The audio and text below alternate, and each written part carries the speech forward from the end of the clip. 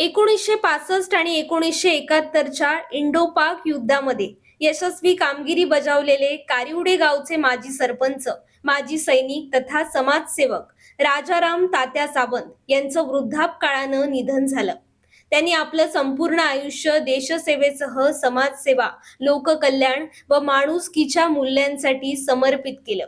त्यांच्या निधनाचं वृत्त समजताच आजी माजी सैनिक संघटना व परिवारासह विविध क्षेत्रातील मान्यवर, महिला व ग्रामस्थांनी त्यांचं अंत्यदर्शन घेतलं.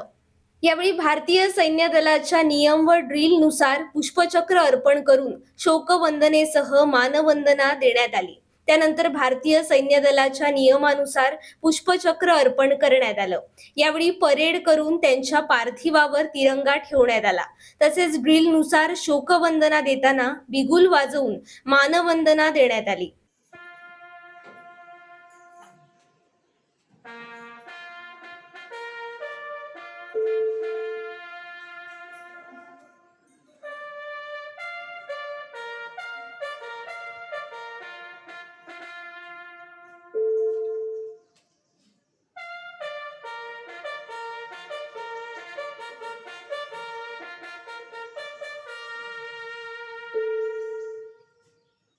दम प्रयत देने बाये मठ प्रयत सामने से तच्छल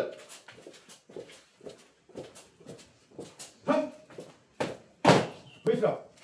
यावेळी सेवानिवृत्त माजी सैनिक संघ आदी विविध क्षेत्रातील मान्यवरांनी पुष्पचक्र अर्पण केलं.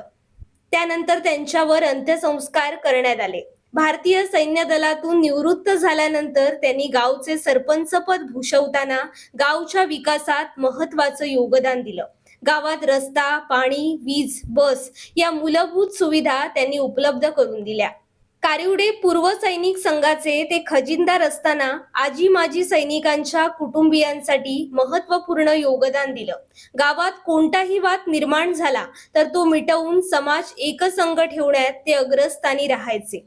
वारकरी संप्रदायाचे ते निष्ठावंत पाईक होते. त्यांच्या निधनानं कारिवडे गावचा एक मार्गदर्शक, आधारवड तसेच समाजाला एकत्र बांधून ठेवणारा मजबूत धागाच हरपला, अशा शब्दात कारिवडे वासियांनी त्यांना श्रद्धांजली वाहिली आहे. निवृत्त मेजर तात्या सावंत तसेच शशिकांत सावंत यांचे ते वडील होत.